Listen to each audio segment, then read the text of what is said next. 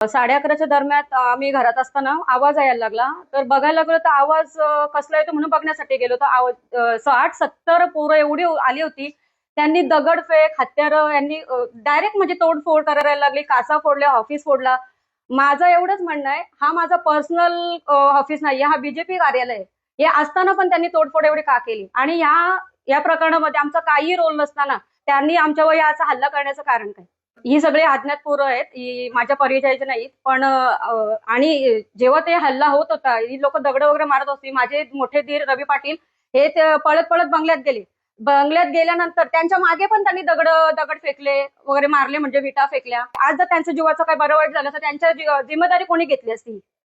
माननीय मुख्यमंत्री साहेब, तुम्हाला माझी नम्रतेची विनंती आहे की बीजेपी कार्यालयात असताना सुद्धा त्यांनी आमच्या ऑफिसवर तोडफोड केली. माननीय मुख्यमंत्री साहेब यांना माझी नम्रतेची विनंती. रोकठोक महाराष्ट्राला सबस्क्राईब करा आणि बेल आयकॉनवर क्लिक करायला विसरू नका.